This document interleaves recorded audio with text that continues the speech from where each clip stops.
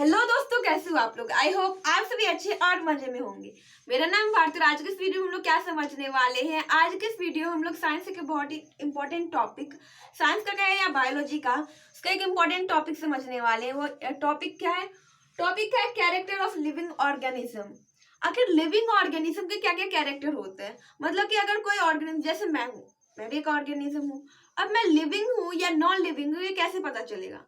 तो कुछ ऐसे कैरेक्टर होते हैं जिसकी वजह से ये पता चल पाता है कि कोई भी कुछ भी अगर है तो वो एक लिविंग ऑर्गेनिज्म है या नॉन लिविंग है। ठीक है, तो उसी सारे कैरेक्टर के बारे में आज के इस वीडियो में हम लोग समझने वाले हैं। तो सबसे पहला जो कैरेक्टर होता है वो होता है मूवमेंट। अभी मैं जैसे देखो बोल रही हूँ तो क्या कर रही हूँ, अपने हाथों का मूवमेंट कर रही हूँ।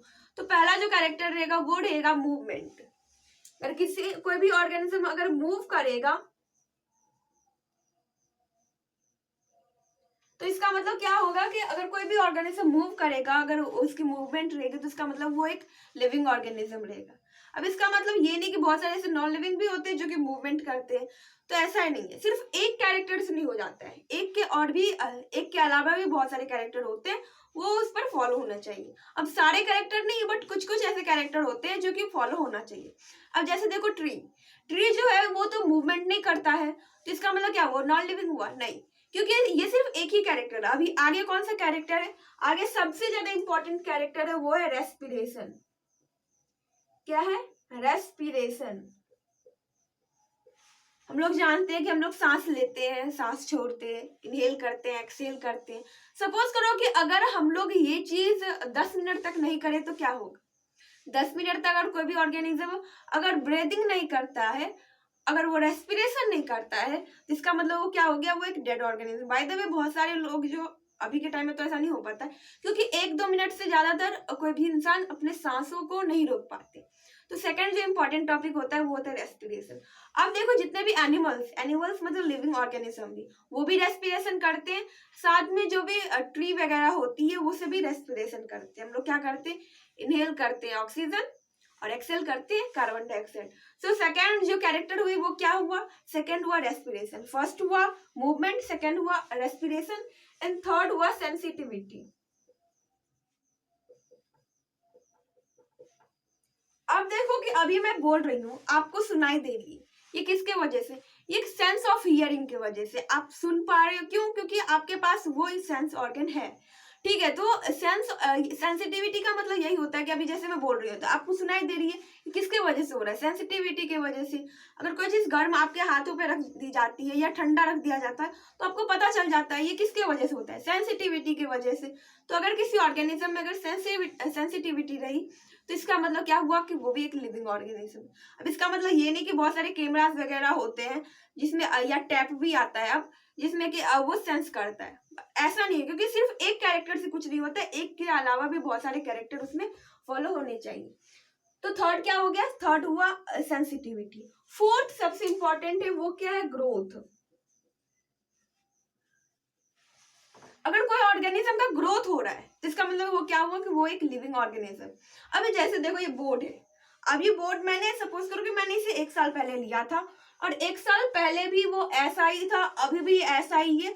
और इसे अगर मैं 10-15 साल के बाद भी देखूंगी तब पर भी ये ऐसा ही रहेगा। ऐसा नहीं कि ये बोर्ड का साइज जो है ये बड़ा हो जाएगा या छोटा हो जाएगा, ऐसा तो नहीं है।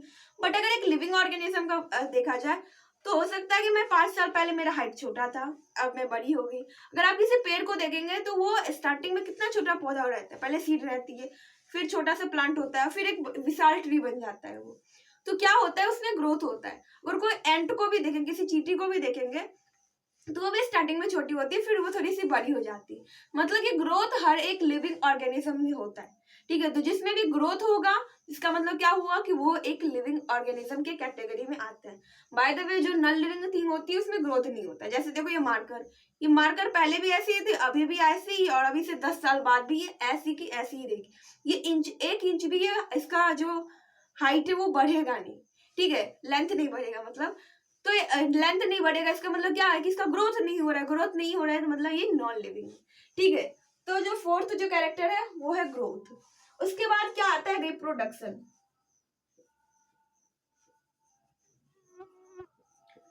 अगर कोई ऑर्गेनिज्म रिप्रोड्यूस कर रहा है तो वो क्या हुआ? वो भी एक लिविंग ऑर्गेनिज्म होता है। जैसे ह्यूमन रिप्रोड्यूस करता है, फिर उसके बाद प्लांट वो भी रिप्रोड्यूस करता है ताकि उसकी जनरेशन आगे चलती रही। अगर कोई भी ऑर्गेनिज्म रिप्रोड्यूस नहीं कर पाते तो इसका मतलब क्या हुआ कि वो एक वो एक नॉन लिविंग ऑर्गेनिज्म है। अब इसका मतलब ये नहीं कि फैक्ट्रीज में खाना तैयार होते हैं, फैक्ट्रीज में प्रोडक्ट तैयार होते हैं तो इसका मतलब वो भी एक लिविंग ऑर्गेनिज्म, वो नहीं होता है। ठीक है, उसके बाद क्या होता है, उसके बाद जो नेक्स्ट आता है वो होता है एक्सक्रीशन।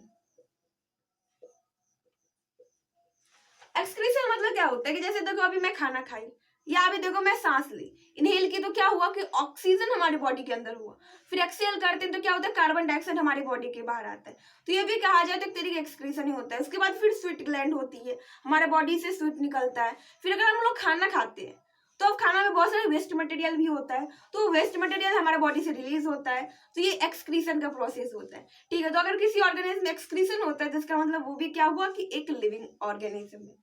अब आप सोच रहे हो कि प्लांट में कहाँ से एक्सक्रीशन होता है, तो देखो प्लांट का भी जो बाहर का लेयर होता है तो वहां से वो प्लांट एक्सक्रीट करता है। और इसके बाद भी देखा जाए तो प्लांट में क्या होता है ना, जो लीफ आप देखते होगे कि एक टाइम के बाद वो झड़ने लग जाता है, लीफ गिरने लग जाता है। क्यों? क्योंकि जो भी वेस्ट मटेरियल होता है वो उस लीफ में जाकर बैठ जाती है और कुछ टाइम के बाद वो लीफ जो है वो ट्री से अलग हो जाती है।